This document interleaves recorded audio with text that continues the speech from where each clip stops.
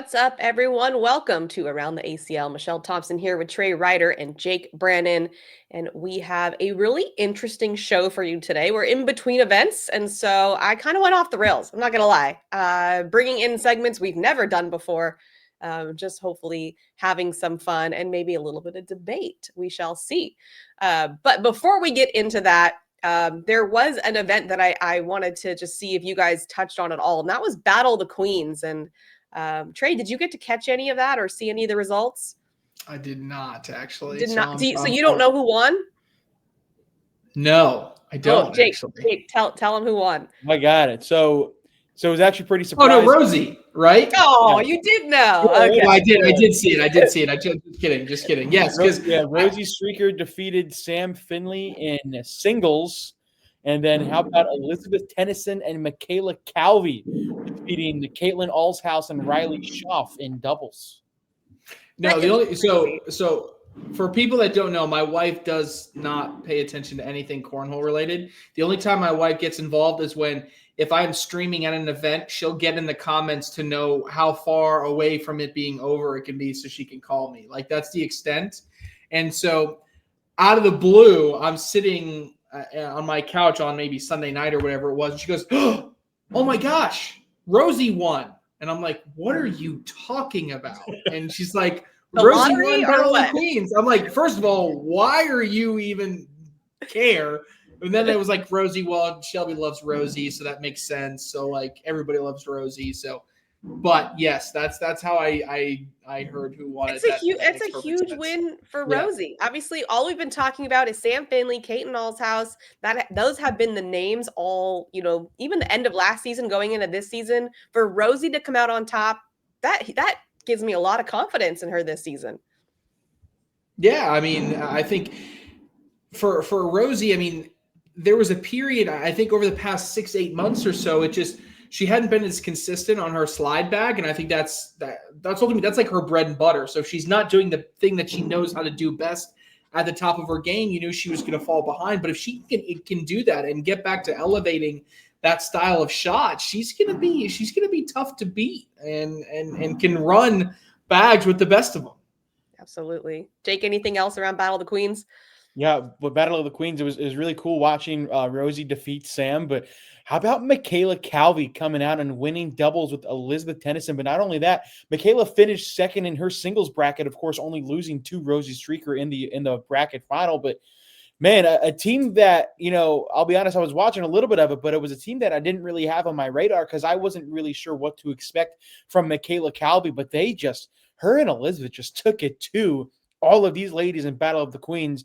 They beat Malin De La Cruz Gigante and Kiara Peterson 23-16, but that 16 was the most points they gave up all day long. And then, of course, they beat Riley Schaff and Caitlin Allshouse in the overall finals. Riley and Caitlin had to beat Rosie and Sam to win their bracket. So, man, is this Michaela Calvey girl somebody we need to be keeping our eye on as the season progresses?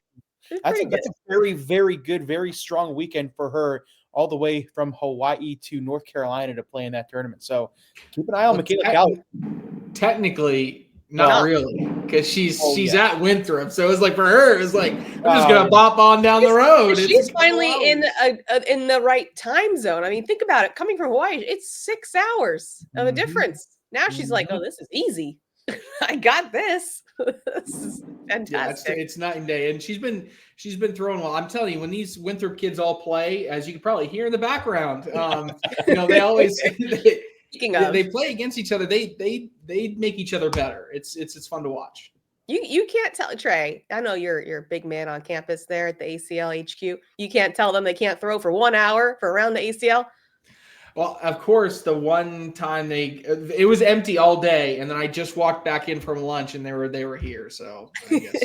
Get out, guys! I've been told I got to put them on some hours, so I gotta. I mean, these kids now have class at 1:00 on a Tuesday. I don't know what are they doing. Well, here's the problem. Here's the problem when the HQ is connected to campus. Essentially, what they do is, and I get it.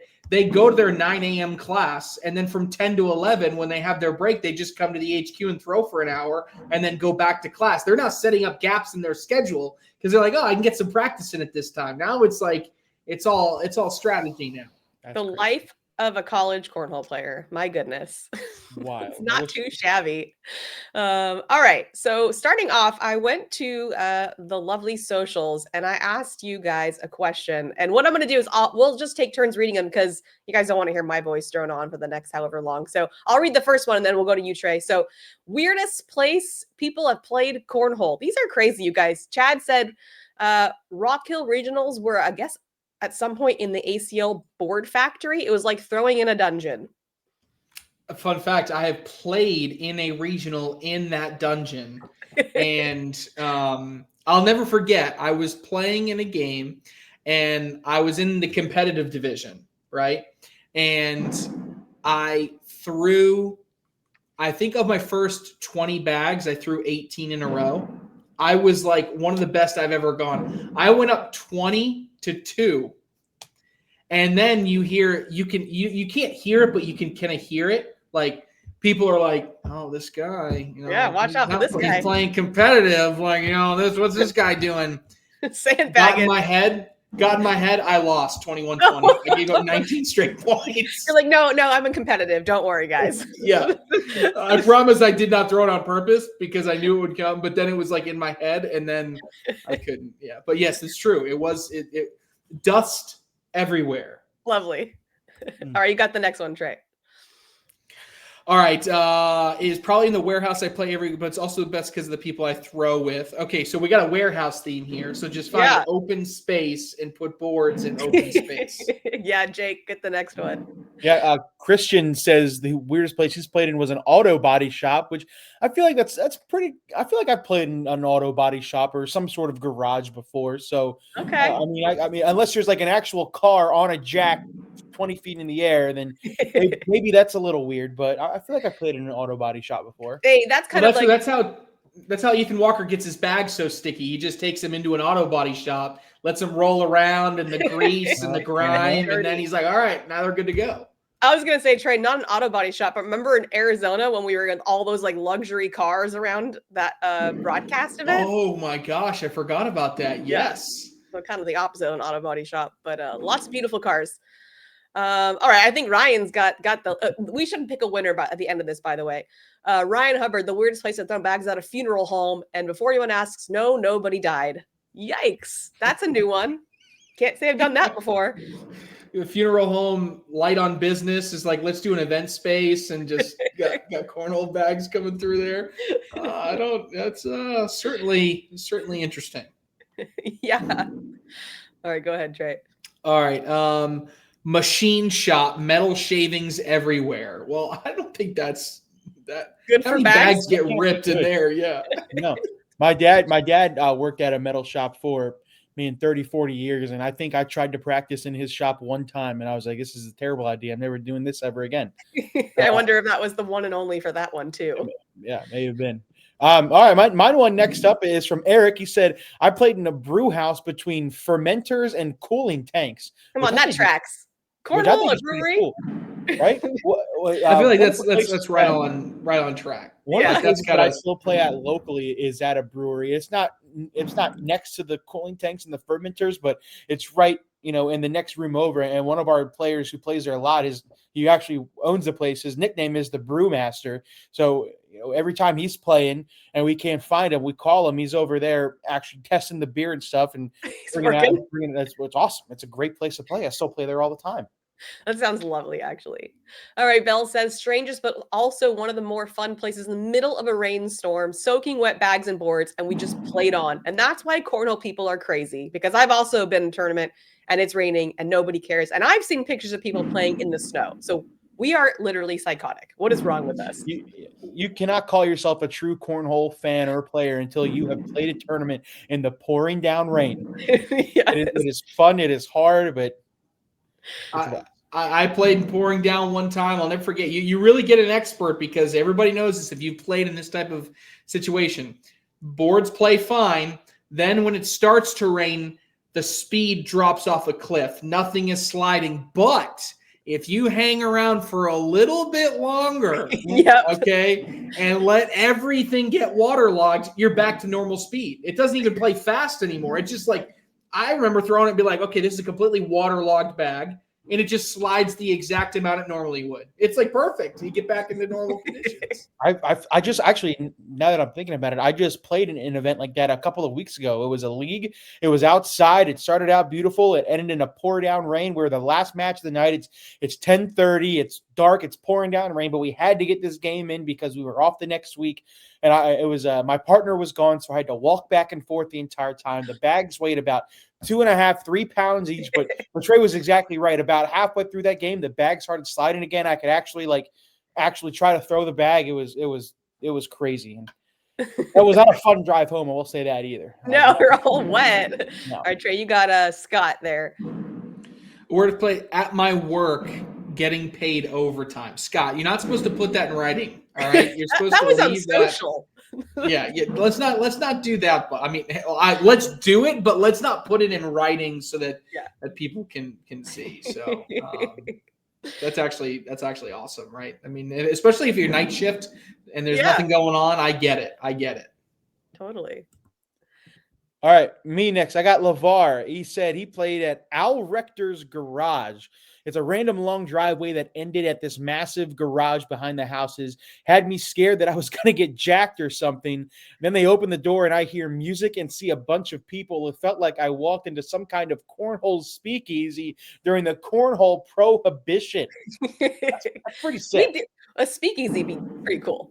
Oh, yeah. So I have a very similar story. So this is a little bit of a tangent, but I feel like it's one of those shows where I can go on this little tangent right here, right? So I grew up playing, cornhole when I was in high school and then after college.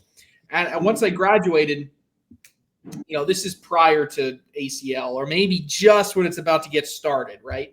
And so there was this group of cornhole players in Gastonia, North Carolina, and they said, they'd always say, are you going to Nate's? Are you going to Nate's? Are you going to Nate's? Okay. What does everybody think? Nate's is a bar, right? Nate's is a restaurant. Yeah. No, it's not. Okay. So they're like, you're going to go to Nate's. Here is the address. So my dad and I, we were like, we're going to give our bags. It's a blind draw back to back. They're going to run 2 of them. It's a Friday night. We don't care. We got nothing to do that night. We pull up to the address. The address is a chain link fence with a broken opening. Cool. Not kidding. With a gravel strip that goes off into the black because it's night, right? It starts at 7:30 or whatever. So we call someone, is this the right place? Like, yeah, you're in the right spot. So you take a right, you drive down, and it's not like right there. Oh, you pull in, there it is. Nope. You're just driving down this gravel road, nothing else around. All of a sudden, you get to this place. There is a warehouse with no outside lights, none, but there's 35 cars outside. We're like, this is probably right. Walk up, open the door. It's literally just an open warehouse with an open space for 6 sets of cornhole boards and people walking around. There's no light outside. I literally felt like I was walking into Fight Club. Like that's where I thought I was going. It was the most insane thing ever. So we gotta get creative. I totally get it. You gotta get creative in cornhole. All right. Steve Schrader said, not many weird places, but one time in Madison, Wisconsin, the boards went from can't keep them on the board fast to sticking like glue. As evening fell, the humidity was so bad, our opponent had to wipe the water from his glasses after every bag because his glasses fogged up that fast. That sucks. Hey, wearing glasses is a disadvantage. Yeah, and then bags so fast. It might have been like a corn bag tournament. You ever play corn bag? You play corn bags, gets on the boards, and it just starts taking off. It's like, yes. Oh my gosh. Oh geez. All right, there's 2 more. All right, Trey, you got cornhole cobbler. On an airstrip. It was terribly windy. We were near a building. Only one side could feel the wind of the bags. It got crazy with the lift, but your partner couldn't feel the wind. So you were throwing into it, and they were looking at you all crazy after you threw the 4th bag. What's wrong with you? What's wrong with you? How do you decide which partner would be on the bad side would be hilarious. Yeah. All right. Last one, Jake. And to me, this is the winner, but I'll see what you guys think. Yeah, from Dalton, it says, I ran a tournament in a Walmart garden center. They cleared it out for us, and they were very awesome to work with. In an actual garden center of a Walmart. He put a picture. If you go find it, he has a picture of it. It's literally just the Walmart garden center cleared out.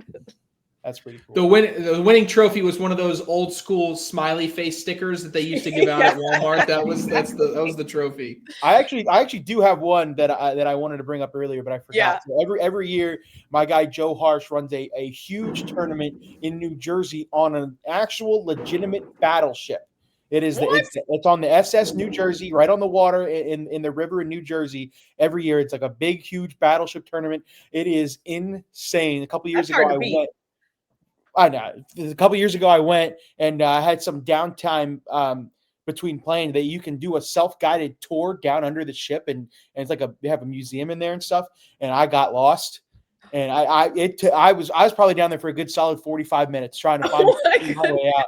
I got called up to the board. I was like, I don't know where I am. I was called somebody. I was like, hey, I'm directors are spamming that text like Jake Brandon, court 7. No idea where I am. I was like, this is great. I ended up had to climb one of those long ladders to climb up and get out. It was crazy, but it was a fun tournament though. Well, I think that one is pretty good winner, but I picked Walmart as my winner. Which one stands out to you guys? I think Walmart's got to be the winner for me too. I mean, I'll take Walmart. Yeah, we'll go Walmart. I just went to a Walmart yesterday and walked through the garden center, and I don't think I can imagine cornhole boards. It works though, right? Nice and big, open, high ceilings. Yeah. All right. I went to the socials again, and I reached out to some pros, and I got 2 truths and a lie. And I said, try to stump Trey and Jake. I think some of them did well. Some of them I think might be easy. But the first one, Zack Aiken. Here are the 3 statements, Trey. Has above a 4.5 GPA, has $10,000 worth of shoes, was a top bowler in the state of South Carolina in his age division before cornhole. Which one's the lie?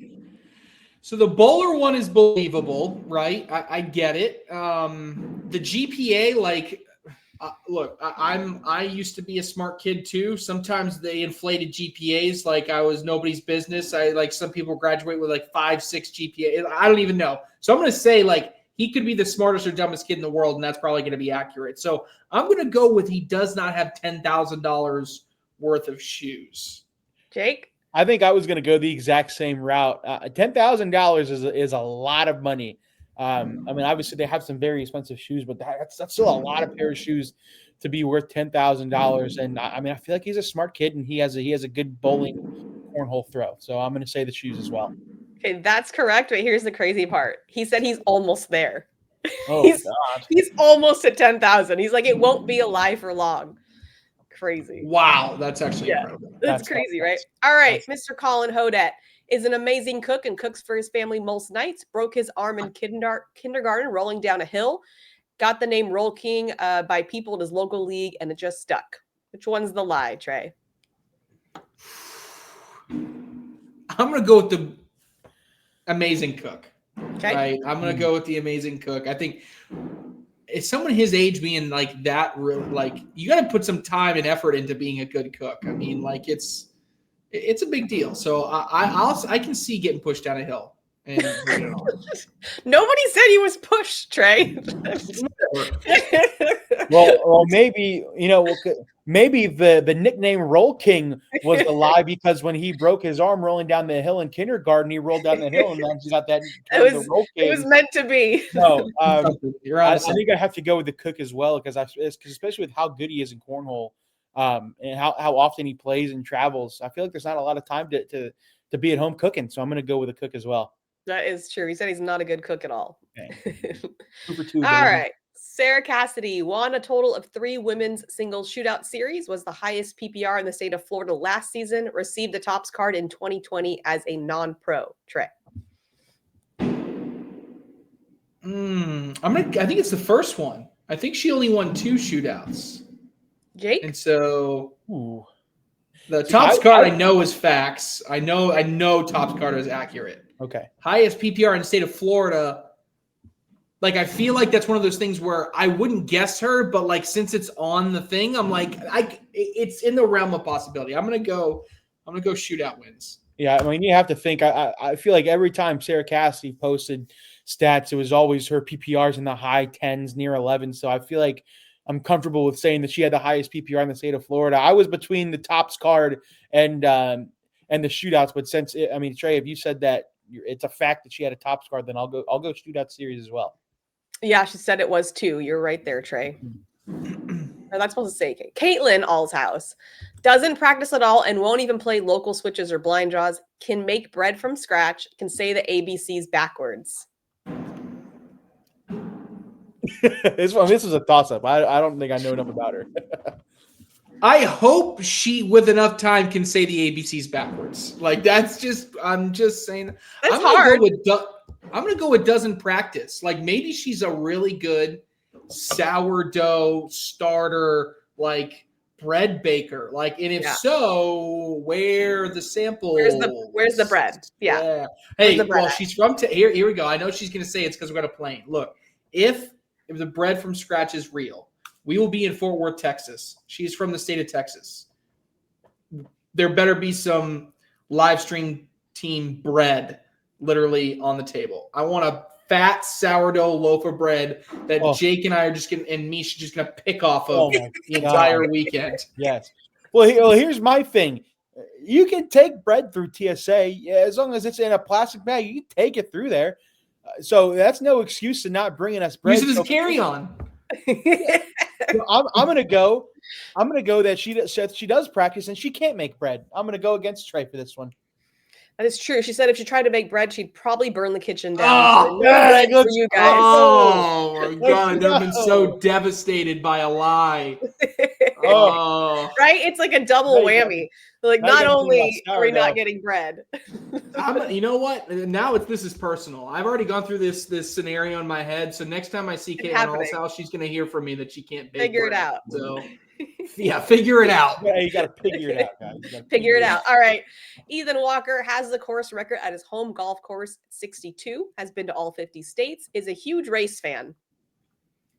I think it's all 50 states because he's a good golfer. So, like, if the gotcha here is actually it's a 63, like, fine, whatever, I get it. Like, I think that one's true, and I think he does like NASCAR. I think we've talked about it before. So I'm going to go with 50 states, and he's probably been like 45 of them or something like that. Jake? Yeah, I've definitely talked to Ethan about NASCAR. I've definitely talked to Ethan about golf. That was my only thing, was whether he embellished on that score a little bit, because 62 is great. So maybe it was really a 64 Par 3. or 65 or 63. But then again, all 50 states, that means he's been to Hawaii, he's been to Alaska. Those are the two outliers there, which I'm going to say he has not done. So I think he does have that course record, and he has not been to all 50 states. Jake, you look so smart right now. The only two states he hasn't been to are Hawaii and Alaska. Let's go, baby. That's pretty good. That's pretty good, right? And he said it's definitely 62 is also pretty good. I know. 62 is also pretty good. It's okay. I shot a 62 once on the front nine.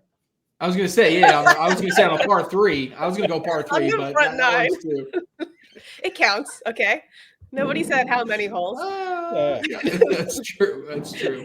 That would be who's the all golf team for pros? It's got to be what? Walker, Tony Smith, Tanner Halbert. Oh yeah, Tanner. Gosh, shoot, I think there was one more. I forget. I don't know who else golfs. Those are the names that pop out. All right, two hypotheticals here, because this is one of the fun shows, and now I know we got a little bit of time, so I'm going to do it. One, you take a foursome for the best golfers in the world and a foursome of the best cornhole players in the world, and they play golf and they play cornhole. Like a triathlon or biathlon? Yeah. Who finishes better? The golfers. It's not think. Tony Smith's a top 10 player in the world. Ethan Walker's a top 20 player in the world. I think because who are you putting on the cornhole? You got Mark Richards, Jamie Graham. I don't think either of them are. No. I'm not saying. Sorry. I got you. Let's handpick the best cornhole players who are also good at golf, and handpick the best golfers on the PGA Tour who are also good at cornhole, and they play that way. Yeah. Oh, cornhole players. I think cornhole players might have a better shot than people think. This needs to happen. You put the cornhole boards just right there on the course, and you do a hole, and then you shoot a round. I mean, this needs to happen. I think the cornhole players can keep close with the golfers, but I think the golfers won't score a point on any of them in cornhole. That's true. So Unless they know and have time to practice and get good. Yeah, like you got 6 months. We're doing this in April. We're doing it on Augusta at the Masters. Okay, Perfect. last one too. That I think I already mentioned this once, but someone at the Open, Luke Bryant comes up to me, who was on the Winthrop team. He goes, "Oh, here we go." Yeah. No. Did I already say this on last week? But no, No, you said it on live, and I was vehemently. He goes, if we took all the best cornhole players, all the best football players among the cornhole community, and formed a team, could we beat a Division III football team? And I said, you out your damn mind if you think that is going to happen. Yes. Not even close. No. It's like it's the same argument every year. It's like, do you think Ohio State could beat the Cleveland Browns right now, or you think Ohio State could beat the New York Jets right now? And I said they would lose 60-0. Like it wouldn't be close. And I think the same way. I mean, you take away who you put on there. You got Ryan Smith, and then you got Jacob Trzynski. Did he play? Right? I don't know. We're going to put Trzynski in the slot or something. I mean, what is the? He's not beating a D3 cornerback. He's not beating a D3 safety. I have no idea. Juwan Luke Smith, Bryant probably wants to play linebacker. So. Yeah, and he'll get run over by a 350-pound offensive lineman. Well, it won't matter. It's true. It's true. All right, we're gonna switch to real talk. I've got some questions to spark some debate. Jake's excited about it. I'm gonna get a lot of heat for what I'm gonna go to you first, Jake, since you're chomping at the bit there. Is having access to stats at all levels ruining the game? Does data kill the feel of the game? Are players over-analyzing instead of competing? Jake, you've got the floor. Short answer, yes.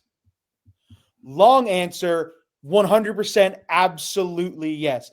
People care way too much about stats nowadays. It is almost completely changed the face of cornhole, in my opinion.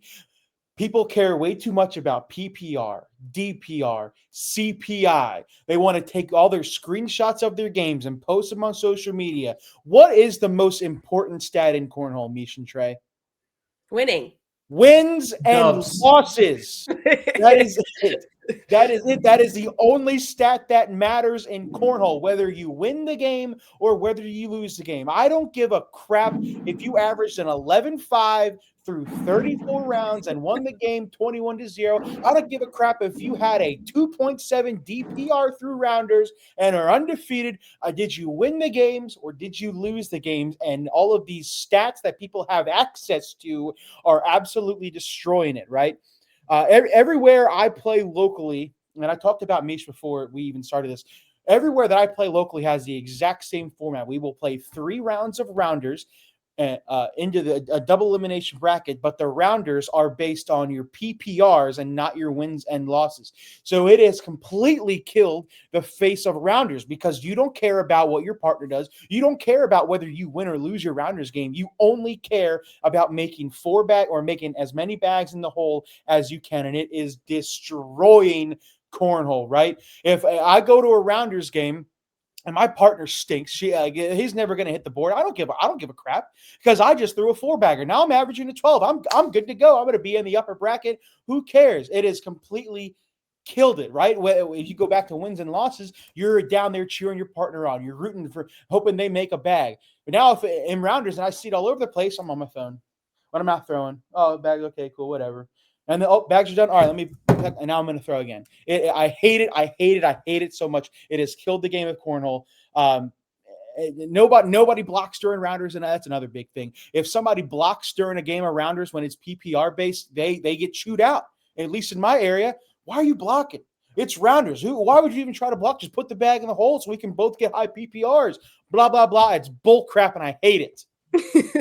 The only thing I would say is that rounders' intention is seeding, right? And so if you're trying to get like accurate seeding so that you could have a nice competitive bracket, wins and losses are less important, right? Because if Jake, who's super good, gets brand new person who can't hit the board and he carries that person to a win, then they're going to have an inflated skill level when it comes to bracket. All right, Trey, what you got? I can decipher where Jake is on this issue by asking one non-cornhole question.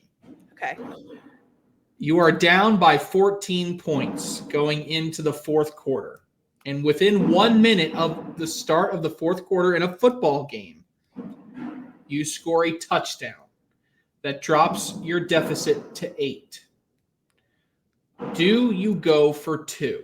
No. See, that's why, because Jake doesn't like analytics.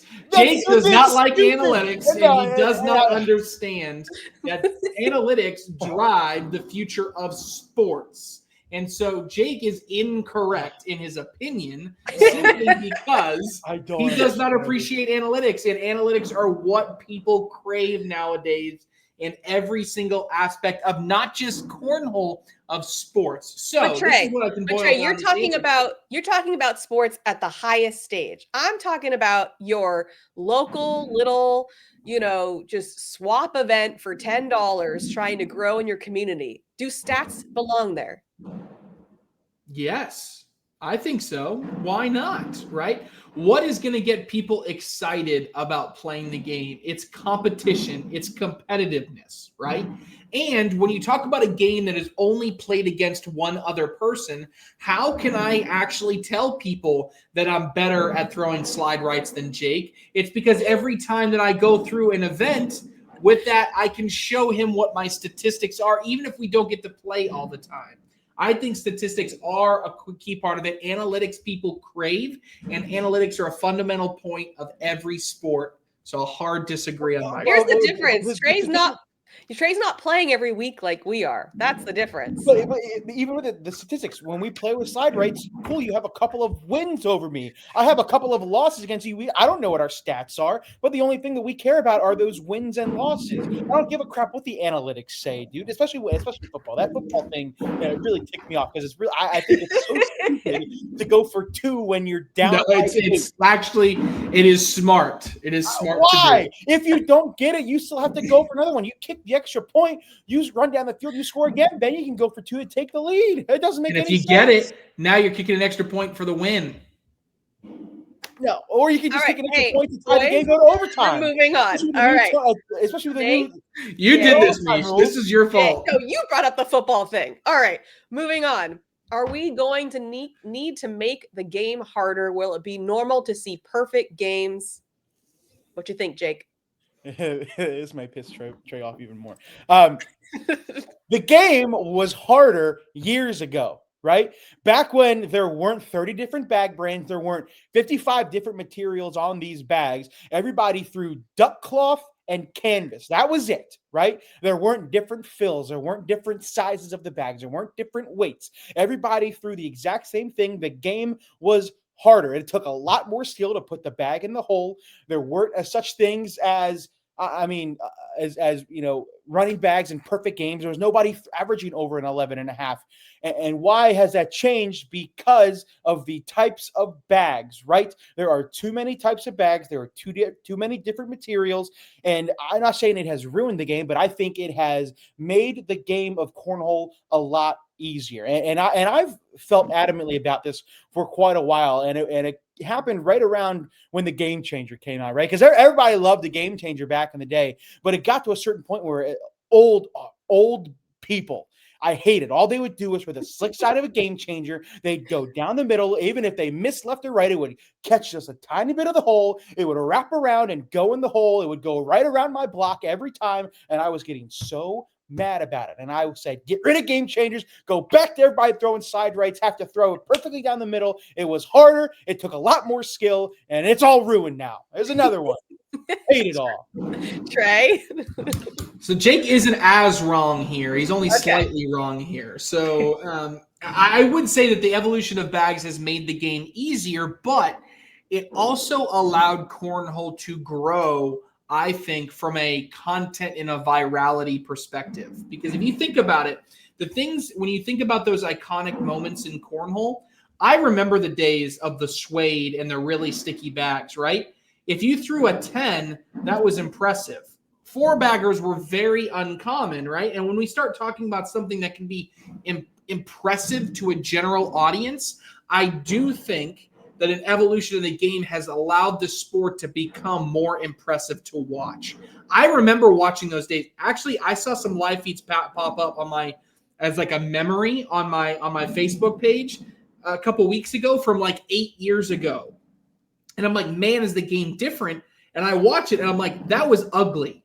And it's not impressive to watch, right? It's really not. Bags bunch up so much easier. I mean, they bunched up so much easier. They were clogging the hole. It was a lot of 6-on-5 rounds for a point. And although that does make the game harder, I think it hurts the overall impression of the sport in that regard, that a professional player can't put more than a couple bags in the hole.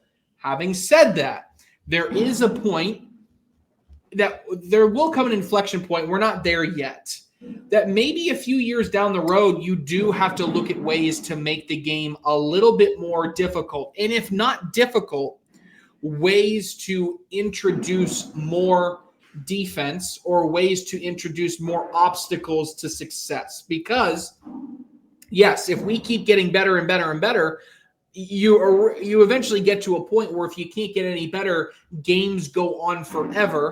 And as games go on forever, it makes the sport a little bit not as fun to digest, right? I mean, look, we love the one-off 53-round games, right? Those are fun. If every single game and every single event was 45 rounds, it would lose that shine to it. And I think it would also turn some people away as it being a little bit too, for lack of a better way to put it, boring. And so because of that, I would say maybe in the future that there's a way that the game has to be made a little bit more difficult, but I don't know. We'll see. What's a good way to make the game more difficult? Put a limit on the types of materials you can use on the bag, make the bag stickier, make them slower, make people have to go through more difficult blocks and prevent these 53-round 1 hour and 4 minute long matches. Would you rather? Here's one thing that I would say in response to that. Right now, everybody is throwing slide bags at an incredible rate.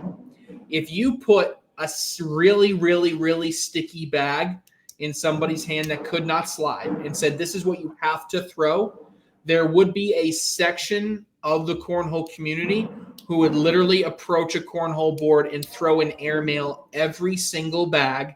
A couple years would go by. Listen, a couple years would go by, and that person would essentially elevate their game so much that they could not be beat in that regard, I think, right? Because then that shot, you're no longer changing the way that you approach different shots. You're just throwing an airmail every single time. So that's kind of where I get at. Does the game need to change? Like, does the game move the board back 2 feet, right? Like something like that. Now, before everybody goes crazy, there's no conversations of that whatsoever. But down the line, if we get to that point, who knows? All right, I'm gonna slides. All right, next. I'm gonna go one more question, and we got to go quick here. This is a big one. Why do players sandbag to guarantee wins through an easier path? Is it just about the money, Jake?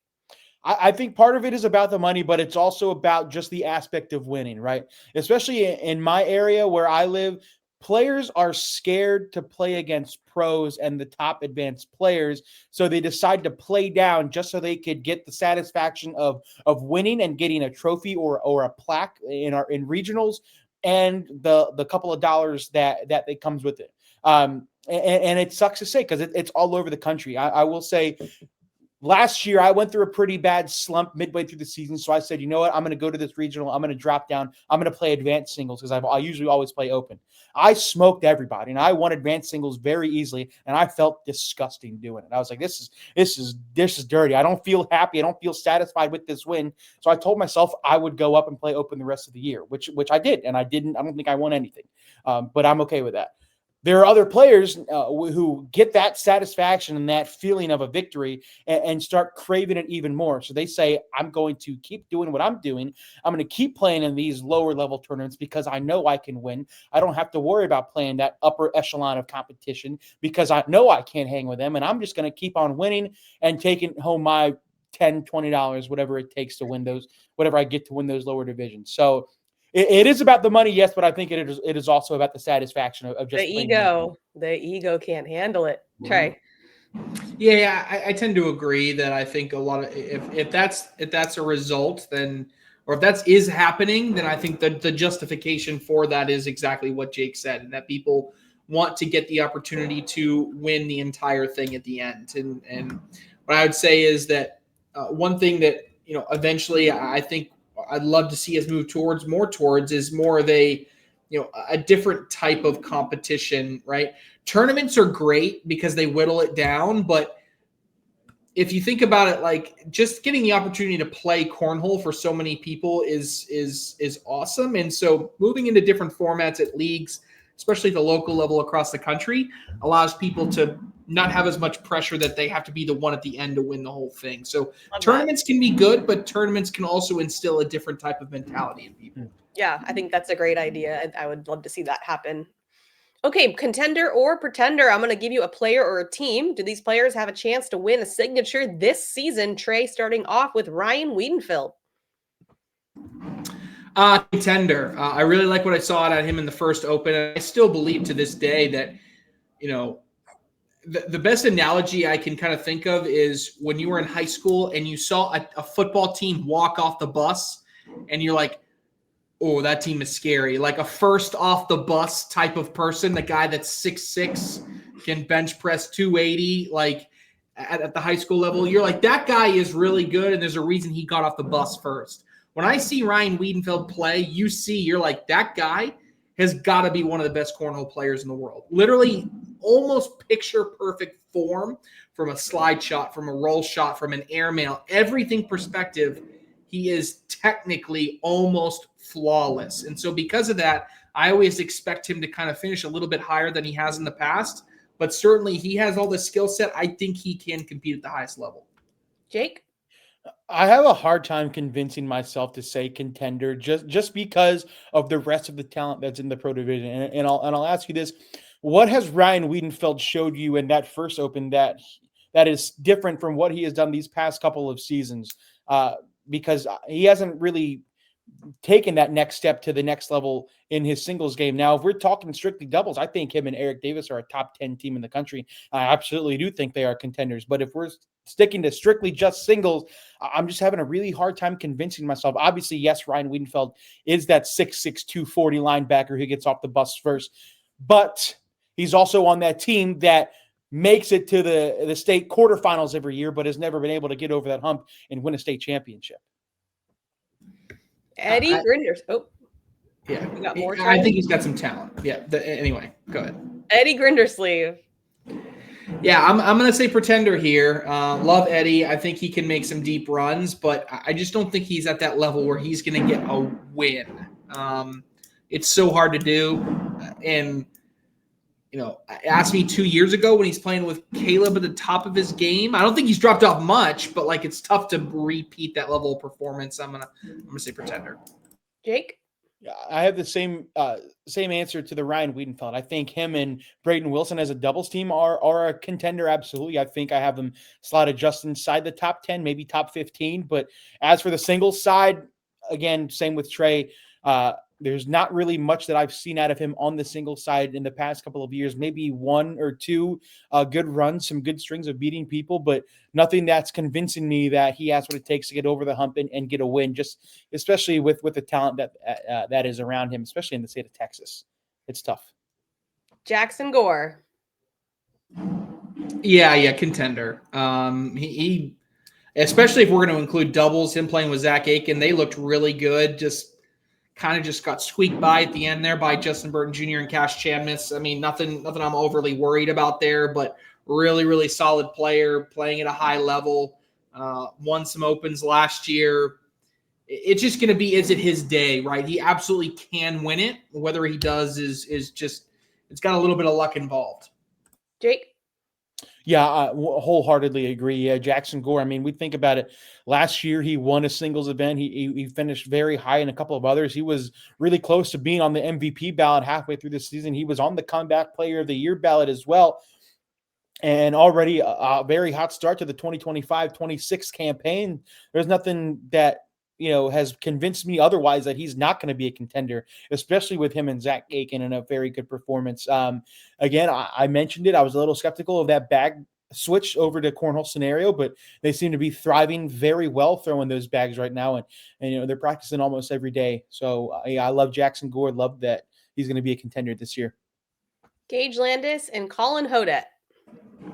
Yeah, Contender. Look, Gage Landis and Zach Scheibner won an event when I didn't think they could, right? And Gage Landis showed that he could throw at a really, really high level. Scheibner had a really, really strong career, but I think Colin Hodet has, as an elevated player into a different level. And so because of that, add those two things together, I think Hodet is a superstar right now and can get even better. So I got to think they're in a contention for every event. Jake? Oh, absolutely. I have them also as a top 10 team in the country. I actually expect them to win one of these signatures, if not multiple, of how good they are. A big factor for Gage Landis this season is him switching bag companies over to Brotherhood. This is the best quality bag company that he has had as a pro player. So I expect him to find a couple of sets of bags that he really likes and be able to perform very well with those bags. And then with Colin Hodet, he's been a Brotherhood sponsored player for a couple of years now. And he had a very strong second half of the season last year. I think that will only continue. I expect very, very good things from this team. I expect them to win at least one signature. So yeah, they're contenders for sure. Matt Wilson and Caitlin Allshouse. Yeah, I immediately said a pretender in my head. And then I was like, all right, can I talk myself into this? And it's close. I can't get all the way there. I have to stick with pretender right now. I do like what I saw at Allshouse at the first Open. She went on a very deep run. But even if I look at what Matt Wilson was able to accomplish, I think Matt Wilson's easily a top 40 player, right? We talk about winning an entire event. Those are usually concentrated a lot more in the top 10, top 20 range. And he was paired with Colby Shearer last year. So they made one Final Four. Can I convince myself that Matt Wilson upgraded from Colby Shearer to Caitlin Allshouse enough to get across the finish line? And although I think the future is extremely bright for Caitlin Allshouse, I just have a tough time saying yes to that. So I'm going to say pretender. Jake? Yeah, wholeheartedly agree. I go pretender as well. It's like a little skeptical pretender, right? Do I think that they're going to be a terrible team? Absolutely not. There's always going to be one or two events because there's six of these signatures. I have no doubt that there's going to be one or two of these events where they go on a very strong run, maybe even make a bracket final, maybe even win a bracket, make a Final Four. But do I think they have what it takes to cross that finish line and win one of these signatures? I hate to say it, but I can't bring myself to do it. I can't bring myself to admit that I think they have what it takes to win one of these things. So I have to go pretender, unfortunately. All right. For all of our pretenders, there's some fuel for your fire. Prove these guys wrong. Trey, how about a holy hot take for me? Hot take. For the first time in the history of the American Cornhole League, the ACL is headed to the greatest university on the planet for the ACL College Tour this weekend.